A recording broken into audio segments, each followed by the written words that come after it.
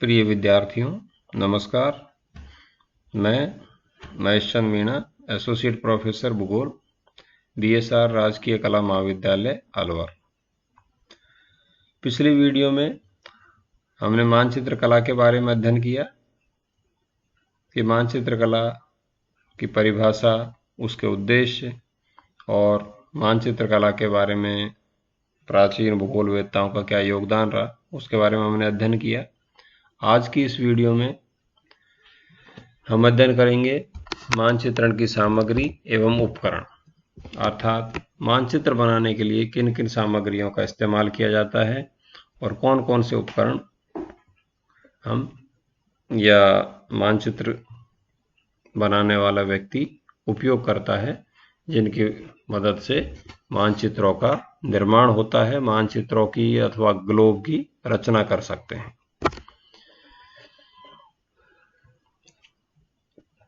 सबसे पहले जब हम मानचित्रण की सामग्री के बारे में चर्चा करते हैं तो जो मुख्य आवश्यक जो सामग्री होती है मानचित्र बनाने के लिए वो है आपकी आरेखण सतह, अर्थात ड्राइंग सरफेस।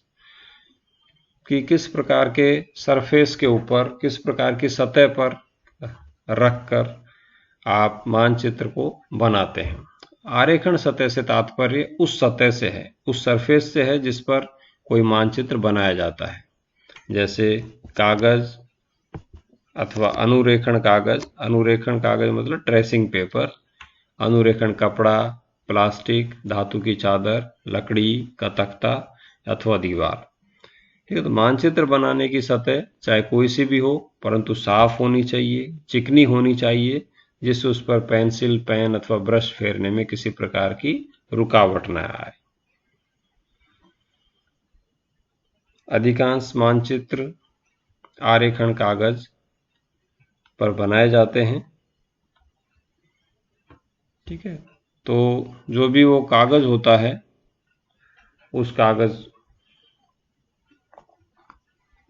को मजबूत होना चाहिए, जिससे रबड़ के घिसने से अथवा उसको मोड़ कर रखने से कागज खराब ना हो। कागज की जो सतह है वो चिकनी होनी चाहिए, जिससे उसमें स्याही अंदर बैठकर सूख जाए। कई बार कागज के ऊपर स्याही रहती है और काफी देर तक सूखती नहीं है और कालांतर में वो मिट भी जाती है।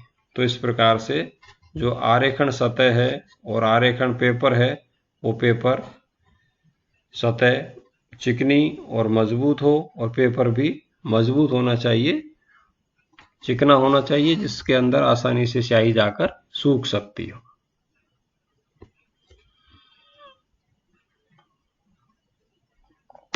और किसी मानचित्र की हाथ से प्रतिलिपि बनाने के लिए, जैसे मान लीजिए एक मानचित्र तैयार हो गया, उसकी प्रतिलिपि बनाने के लिए अनुरेखण कागज की आवश्यकता होती है, अर्थात ट्रेसिंग पेपर की भी आवश्यकता होती है। अनुरेखण कागज आप सभी ने देखा होगा, ट्रेसिंग टेबल के ऊपर अपन यूज में लेते हैं। ओरिजिनल मैप रखते हैं, उसके ऊपर ट्रेसिंग पेपर रखते हैं और फिर नीचे से ट्रेसिंग टेबल में लाइट जला के उसको प्रतिलिपि बनाने के लिए काम में लिया जाता है। तो अनुरेखण जो कागज है, अनुरेखण कागज पारदर्शी होता है और पतला होता है। ठीक है, इसके अलावा जो दूसरी सामग्री है वो है पेंसिल। पेंसिल के अंदर सुरमा जो होता है, लीड जो होती है, उस लीड की कठोरता के आधार पर कई प्रकार की पेंसिलें होती हैं। 9H जो पेंसिल है वो सबसे कठोर होती है, जबकि 6B पेंसिल जो होती है वो सबसे मुलायम होती है। चिकनी सतह वाले जो कागज हैं उन पर मुलायम पेंसिल का प्रयोग करना चाहिए और पेंसिल को शार्प करने के लिए, उसकी नोक को बारीक करने के लिए शार्पनर अथवा ब्लेड का हम इस्तेमाल कर सकते हैं। अगला जो सामग्री है वो है स्याही। मानचित्र बनाने के लिए स्याही एक इम्पोर्टेंट सामग्री है।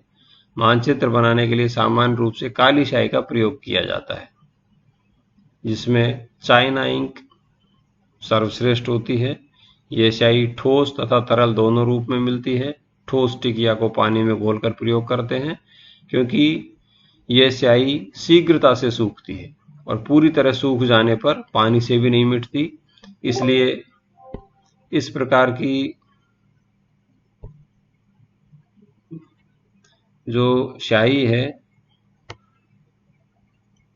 वो स्याही मानचित्र। अगली जो सामग्री है वो है रबड़। रबड़ के निर्माण में रेत तथा एमरी पाउडर है उसका प्रयोग किया जाता है। पेंसिल को मिटाने के लिए कोमल रबड़ और स्याही के चिन्ह साफ करने के लिए कठोर रबड़ का प्रयोग किया जाता है। उसके बाद है जल रंग, वाटर कलर। रंगक मानचित्र बनाने के लिए जल रंगों की आवश्यकता होती है। ये जल रंग टिकियों अथवा तरल दोनों रूप में मिलते हैं। प्रयोग करते समय इनमें आवश्यकता अनुसार जल मिला दिया जाता है। रंगक भरते समय आरेख पट को अपनी ओर थोड़ा झुकाकर रखते हैं तथा ब्रश को यथासंभव ऊपर से नीचे की ओर चलाते हैं। इन चीजों का मानचित्र बनाते समय ध्यान रखना पड़ता है। आगे है मानचित्र बनाने के लिए उपयोगी जो उपकरण है। तो इन उपकरणों में जो सबसे उपयोगी है वो है आपकी अनुरेखण मेज, ट्रेसिंग टेबल। ट्रेसिंग टेबल प्राय आप सभी ने देखी होगी। भूगोल की जो भी प्रयोगशालाएं हैं सभी प्रयोगशालाओं में ट्रेसिंग टेबल अनिवार्य रूप से मिलती है। यह मेज सागवान की लकड़ी से बनी होती है तथा इसे मानचित्रों का अनुरेखण करने के लिए, ट्रेस करने के लिए प्रयोग में लाया जाता है। इस मेज के ऊपरी तल पर ऊपर की ओर पारदर्शी कांच की एक चादर लगी होती है और उस कांच के नीचे बिजली का बल्ब अथवा ट्यूबलाइट लगी होती है।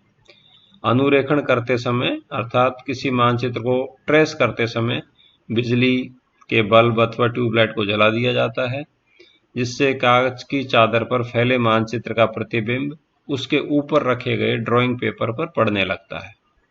इस प्रतिबिंब पर पेंसिल फेरने से मूल मानचित्र ड्राइंग पेपर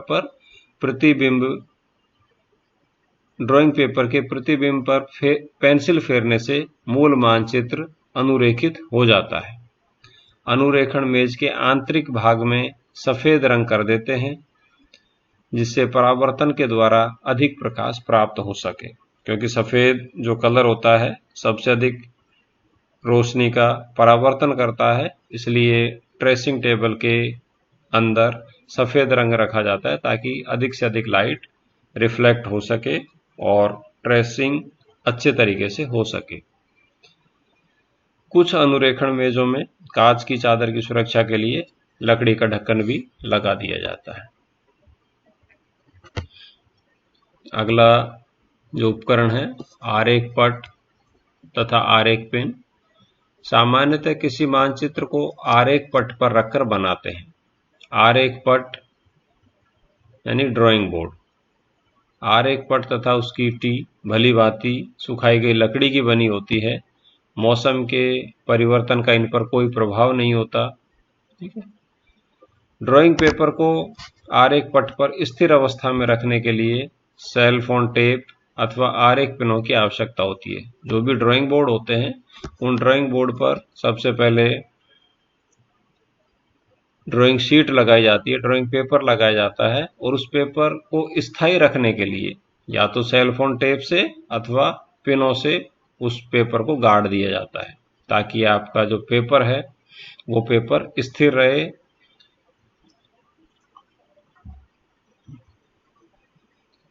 अगला जो उपकरण है मानचित्र बनाने के लिए वो उपकरण है सेट स्क्वायर।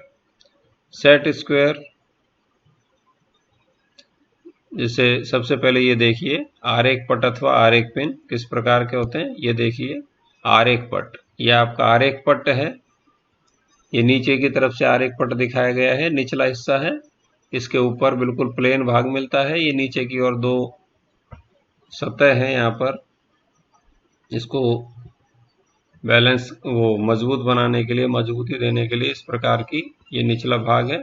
और इसको उल्टा करके देखेंगे तो बिल्कुल एक प्लेन सतह है पिछली तरफ। उस प्लेन सतह के ऊपर पेपर रखा जाता है और उस पेपर को इन पिनों की सहायता से गाड़ कर मजबूती के साथ उस आरेख पट पर लगा दिया जाता है, ताकि आपका जो पेपर है, शीट है, ड्राइंग शीट है, वो मजबूती के साथ उसमें गड़ी रहे। सेट स्क्वायर दो प्रकार के होते हैं, साधारण सेट स्क्वायर और समंजनीय सेट स्क्वायर। साधारण सेट स्क्वायर में लकड़ी, प्लास्टिक अथवा सेलुलोइड की चादर से निर्मित दो समकोण त्रिभुज होते हैं, जिन्हें लंब अथवा समानांतर रेखाएं खींचने के लिए प्रयोग में लाया जाता है। इनमें प्रत्येक के एक किनारे पर सेंटीमीटर और मिलीमीटर में चिन्ह अंकित होते हैं। दूसरा जो सेट स्क्वायर है, समंजनीय सेट स्क्वायर को 45 डिग्री से 90 डिग्री के मध्य किसी भी कोण पर कसा जा सकता है। इस सेट स्क्वायर में एक चाप लगा होता है जिस पर आधे अंश के अंतराल पर चिन्ह अंकित होते हैं, तथा इन चिन्हों को पढ़ने के लिए एक इंडेक्स या सूचक लगा होता है। जब यह सूचक अंशांकित चाप के पर होता है तो सेट स्क्वायर 45 डिग्री का कोण बनाता है। सेट स्क्वायर को किसी अन्य कोण पर स्थिर करने के लिए शून्य सूचक को संबंधित चिन्ह पर कस देते हैं। ये देखिए, ये सेट स्क्वायर है, समंजनीय सेट स्क्वायर।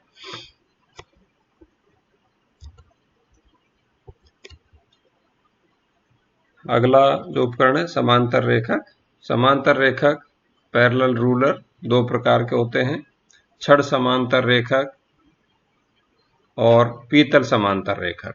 छड़ समांतर रेखक में लोहे या पीतल की एक पटरी होती है जिसके किनारे ढालू धार वाले एवं पैमाने की तरह परस्पर होते हैं। इस पटरी के दोनों सिरों पर समान आकार वाली एक एक घिरनी लगी होती है। समानांतर रेखाएं खींचने के लिए इन घिरनियों की सहायता से पटरी को कागज पर आवश्यकता अनुसार दूरी तक ऊपर या नीचे की ओर खिसका देते हैं। क्योंकि दोनों घिरनियां एक साथ चलती हैं, अतः रेखक का किनारा टेढ़ा नहीं हो पाता और सरलतापूर्वक समानांतर रेखा खिंच जाती है।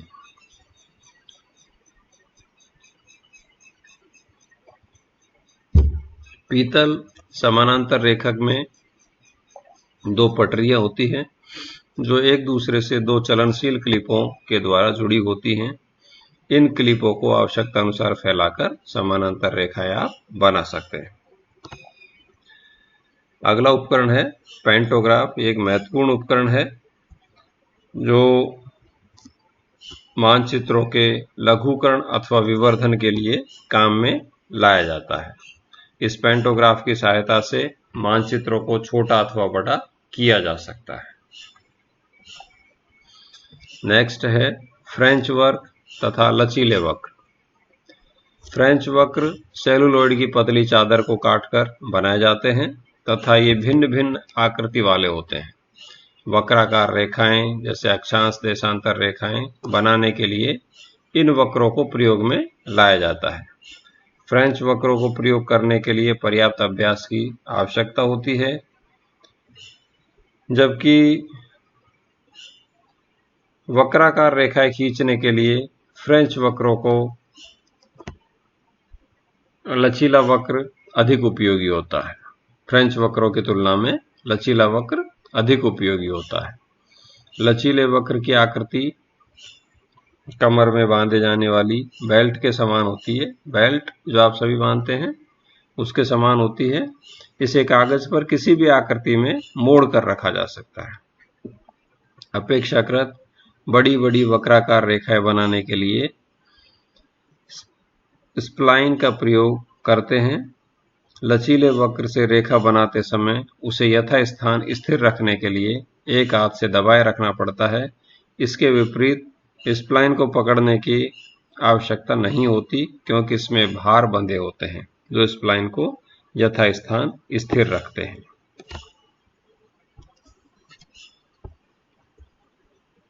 ये देखिए इसका चित्र, ये चित्र के माध्यम से आप देखिए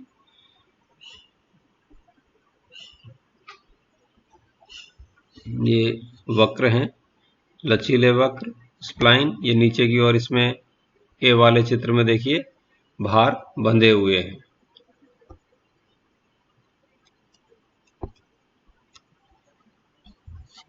तो फ्रेंच वक्र और लचीले वक्र, इन लचीले वक्रों में ये जो लचीला वक्र है ए वाली आकृति में, इसमें ये ऊपर की ओर भार बंधे हुए हैं। दोनों हिस्सों को पकड़ के आसानी से वक्राकार रेखाएं खींचने के लिए उसको काम में लिया जाता है।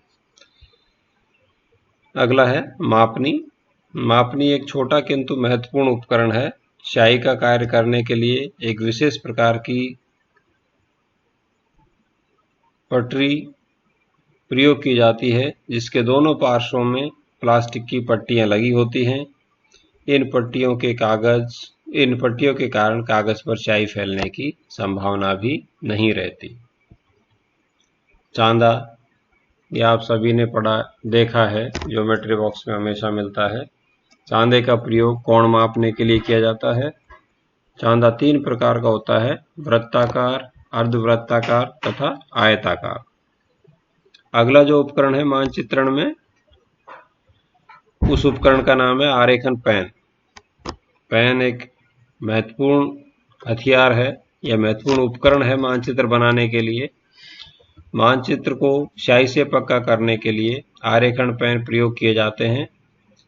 इन पेनों के जो नाम है, प्रमुख नाम है, वो इस प्रकार से हैं: lining pen, double rod pen, border line pen, swivel nib pen, curve या कंटूर पेन, डॉटिंग पेन।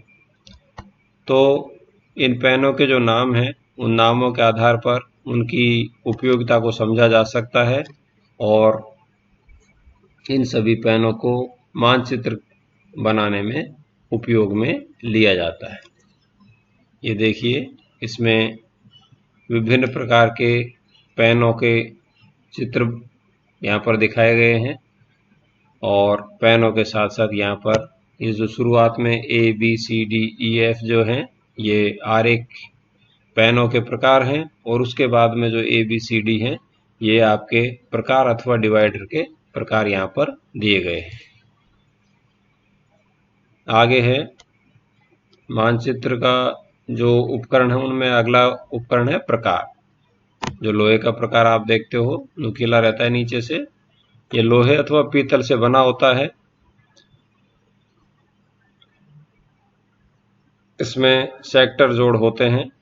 कई प्रकार के प्रकार होते हैं, इसमें pencil compass, ink compass, beam compass तथा रोटेटिंग कंपास प्रमुख है।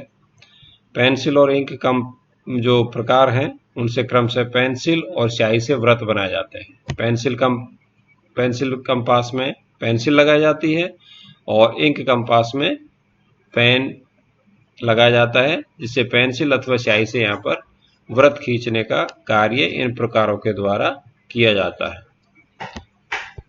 अगला जो उपकरण है मानचित्र बनाने के लिए, वो है डिवाइडर्स। डिवाइडर 2 प्रकार के होते हैं, साधारण तथा आनुपातिक। साधारण डिवाइडर प्रकार के समान होता है, परंतु इसकी दोनों भुजाओं में सुई लगी होती है। मानचित्र पर 2 बिंदुओं के बीच की दूरी मापने अथवा समान दूरी के अंतर पर चिन्ह लगाने के लिए डिवाइडर को प्रयोग में लिया जाता है। प्रत्येक डिवाइडर में 2 फलक होते हैं तथा प्रत्येक फलक के दोनों सिरे नोकदार होते हैं, नीचे से नुकीले होते हैं। प्रकार की भांति प्रकार का एक सिरा नुकीला होता है, इसके दोनों सिरे नुकीले होते हैं। इन फलकों को एक दूसरे पर किसी भी अनुपात में स्थिर किया जा सकता है। और अंतिम जो उपकरण है मानचित्र बनाने के लिए, वो है अक्षर लेखन यंत्र। कैलीग्राफी प्रकार के जो ये होते हैं, पेन होते हैं, जिनसे हाथ के द्वारा अक्षर लिखे जाते हैं मानचित्रों के ऊपर।